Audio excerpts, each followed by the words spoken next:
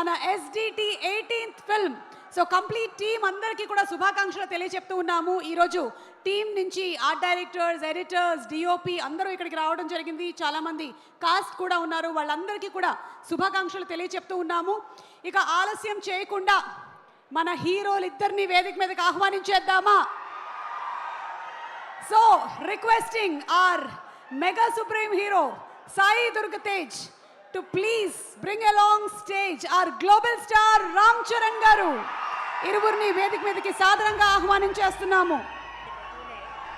ఎంతో మందికి చేయూతనిస్తూ super success ని సాధిస్తూ మెగా ఫ్యాన్స్ కాలర్ ఎగరేసుకునే విధంగా విజయాల్ని సొంతం చేసుకున్న త్వరలోనే గేమ్ చేంజర్ తో రాబోతున్నటువంటి మా గ్లోబల్ స్టార్ రామ్ చరణ్ గారికి సాదర స్వాగతం పలుకుతున్నాము.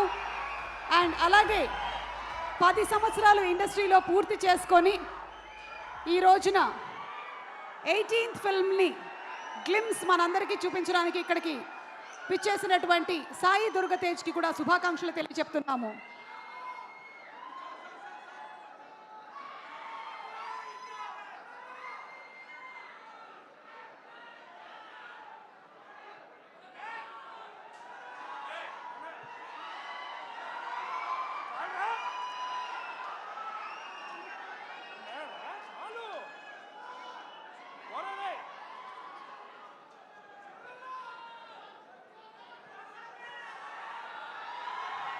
మీరిద్దరూ మాట్లాడే ముందు స్వామి శరణం స్వామి, మీరిద్దరూ మాట్లాడే ముందు మీ ఇద్దరి మధ్యలో ఉండేటువంటి ఆ అనుబంధం అక్కడ మాకు కొన్ని చిన్న చిన్న జిమిక్కులు కనిపించాయి. సో ఒక్కసారి కొన్ని ఫొటోస్ వేస్తాము, వాటికి ట్యాగ్ లైన్స్ మీరు పెడితే బాగుంటుంది. అంటే మీ కజిన్స్ రిలేటెడ్ ఫొటోస్ ఒక్కసారి చూద్దామా? ఫోటో ప్లీజ్,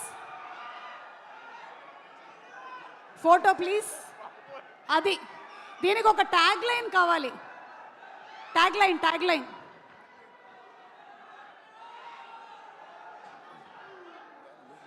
ఎవరైనా చెప్పొచ్చు.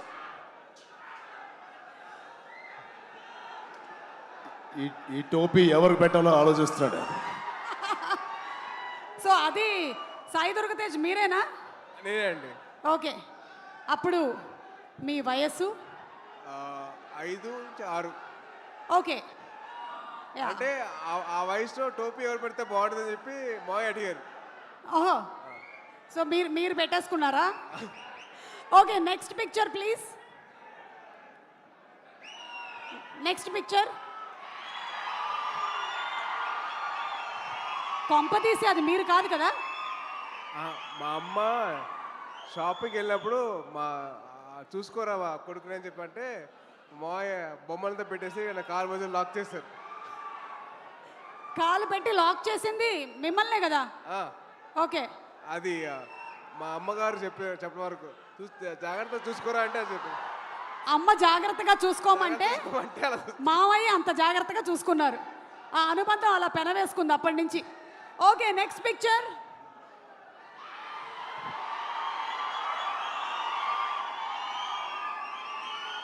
అంటే ఈరోజు సెలబ్రేషన్స్లో అక్కడ చాలామంది మీరు అక్కడ చేస్తున్న పని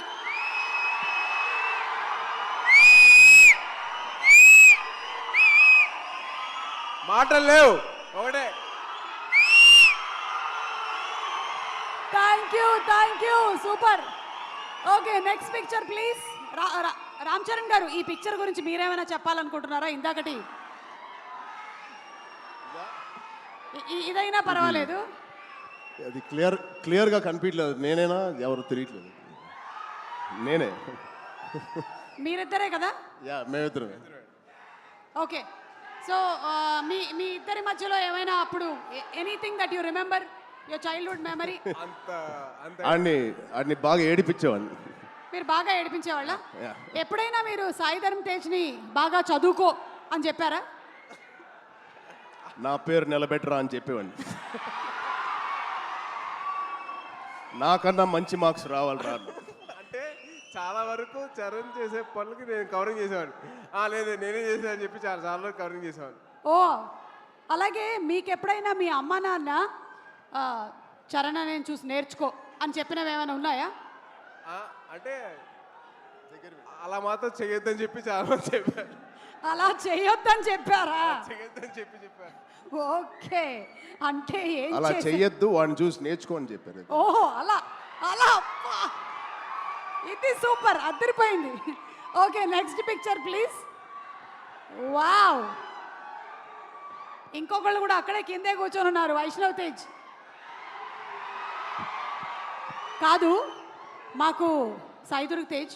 రామ్ చరణ్ గారు ఈవెంట్స్లో కనిపించినా, ఎక్కడైనా పబ్లిక్ ప్లాట్ఫామ్స్లో చూసినా చాలా డిసిప్లిన్డ్గా ఉంటారు. మీ కజిన్స్తో ఎలా ఉంటారని కొంచెం ఆయన ఇంకొక యాంగిల్ చెప్పొద్దంటున్నారా? చెప్పొద్దంటున్నారు. చాలా పద్ధతిగా, చాలా అందరినీ కలుపుకొని ఉంటాడండి. ఏంటేంటి? చాలా పద్ధతిగా, చాలా ఆహ్లాదకరంగా, చాలా హ్యాపీనెస్తో ఉంటామండి మేము. అవునా? నిజంగా ఒక్కసారి మీరందరూ కలిసినప్పుడు ఇన్సిడెంట్ గుర్తు చేసుకోండి. ఆయన ఏమైనా ఉంటే ఇప్పుడు పబ్లిక్లో చెప్తాడా? ఓకే, అయితే తర్వాత మనం ప్రైవేట్గా కలిసి మాట్లాడుకుందాం. Next picture please.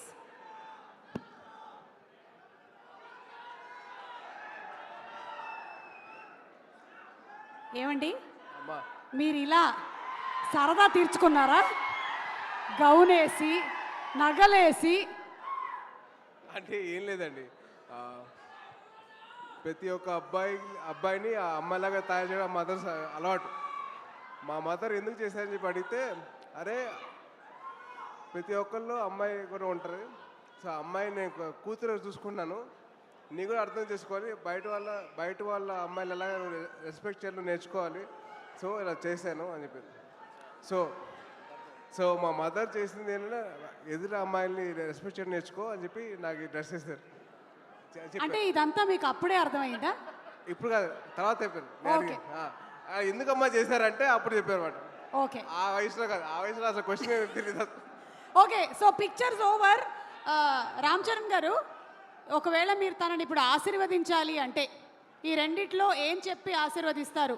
ఏ, శీఘ్రమేవ కళ్యాణ ప్రాప్తిరస్తు. బి, బోల్డ్ పాన్ ఇండియా ఫిల్మ్స్ ప్రాప్తిరస్తు. అది ఎలాగో చేస్తాడు కాబట్టి. ఆల్రెడీ 38 ఇప్పుడు ఎంతో అయినా వీడికి. తొందరగా చాలా చెప్పండి. చాలా బండ ప్రేమ వీడిది. చాలా గట్టిగా ప్రేమిస్తాడు ఎవరినైనా. అది అది అది ఎక్కువ శాతం ఇప్పుడు అబ్బాయిలకే అవుతుంది, అమ్మాయిలు కూడా ఉంటే బాగుంటుంది. అంటే పెళ్ళి అనేది దీవించేశారుగా, అయిపోయింది బాబు.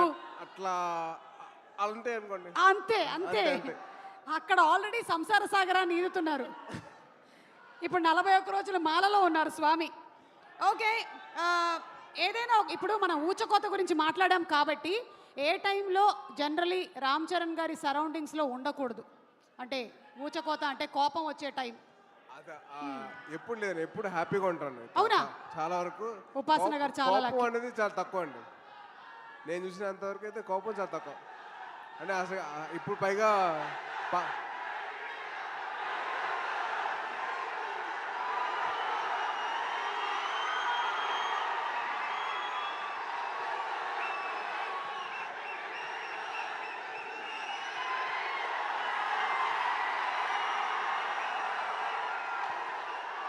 ఓకే, సో రామ్ చరణ్ గారు మాట్లాడే ముందు, రామ్ చరణ్ గారు ఇంకొకసారి వీడియో వేయొచ్చా?